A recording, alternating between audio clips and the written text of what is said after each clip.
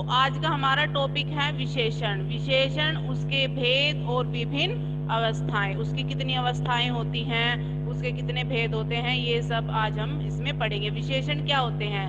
संज्ञा या सर्वनाम के रूप, गुण, आकार, संख्या, मात्रा, परिमाण आदि की विशेषता बताने वाले शब्द विशेषण शब्द कहलाते हैं। या हम साधारण वाक्य में लिख सकते हैं इसको, संज्ञा या सर्वनाम की विशेषता बताने वाले शब्दों को विशेषण कहते हैं। ठीक है, जैसे काला काला घोड़ा, ठीक है, या चालाक लोमड़ी। तो चालाक यहाँ पर क्या हो गया? विशेषण शब्द। ठीक है, परविशेषण, परविशेषण क्या होते हैं? विशेषण शब्दों की विशेषता बताने वाले शब्दों को परविशेषण कहते हैं, जो विशेषता विशेषण शब्दों की भी विशेषता बताते हैं। जैसे विशेषण शब्द क्या हो गया? जैसे कामचोर, कामचोर एक विशेषण शब्द है, लेकिन मैं उसके आगे अगर बहुत लगा दूं कि राम बहुत कामचोर लड़का है, तो बहुत वहां पर क्या हो जाता है? परविशेषण शब्द। जैसे नीचे उदाहरण भी दिया है, शीलू बहुत प्यारी है, शीलू बहुत प्यारी है। प्यारी, इस वाक्य में प्यारी विशेषण शब्द है क्योंकि वह शीलू की विशेषता बता रहा है, और प्यारी शब्द के साथ बहुत को जोड़ देने पर बहुत शब्द पर विशेषण शब्द बन जाता है। ठीक है, अब है विशेषण के भेद। विशेषण के कितने भेद होते हैं? विशेषण के 4 भेद होते हैं।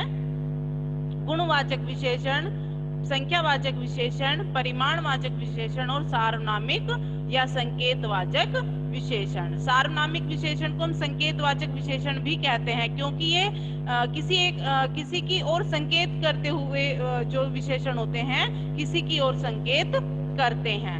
ठीक है, इसीलिए इनको संकेतवाचक विशेषण भी कहा जाता है। जैसे गुणवाचक विशेषण क्या होते हैं? गुणवाचक विशेषण होते हैं जो विशेषण शब्द किसी संज्ञा या सर्वनाम के गुण, दोष, रंग, रूप, स्वभाव, अवस्था, आकार, प्रकार आदि के बारे में बताएं, उन्हें गुणवाचक विशेषण कहते हैं। जैसे ईमानदार लड़का, आलसी व्यक्ति, टूटी छत।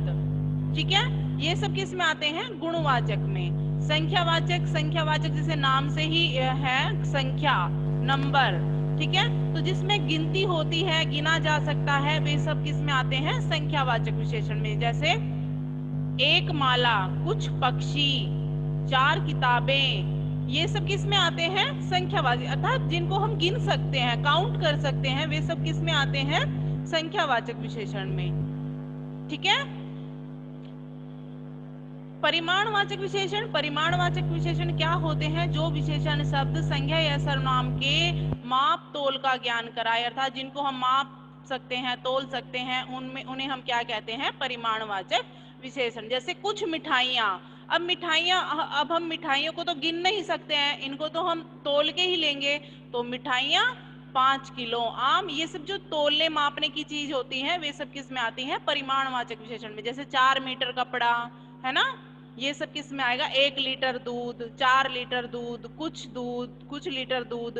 तो ये सब किस में आता है? एक तो निश्चित होता है और एक अनिश्चित होता है। जैसे मैंने बोला 4 लीटर दूध, ये किस में आएगा? निश्चित में। और मैंने बोला कुछ लीटर दूध, ये तो ये किस में आ जाएगा?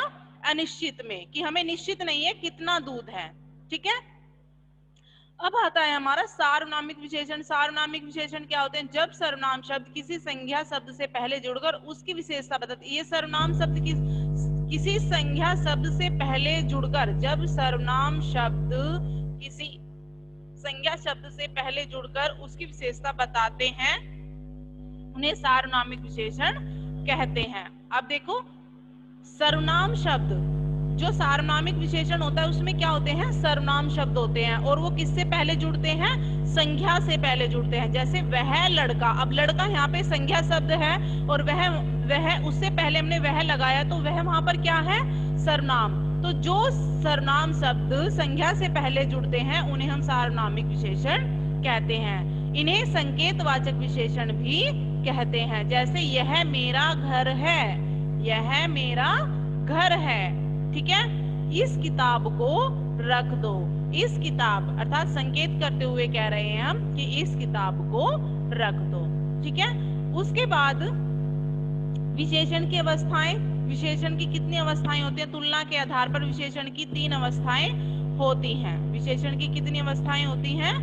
3 अवस्थाएं होती हैं। मूलावस्था,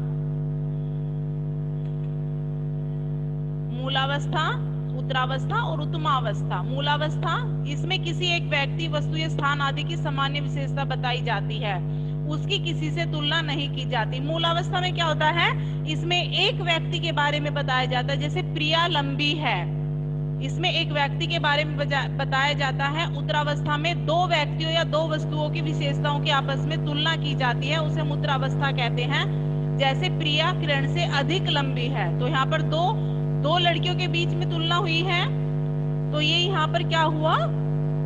उत्तरावस्था।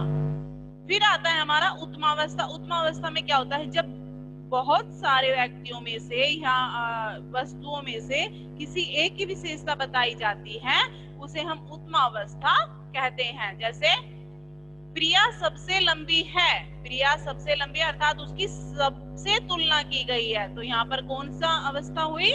विशेषण की उत्तमावस्था। ठीक है, ये था हमारा विशेषण, विशेषण के भेद और उसकी अवस्थाएं।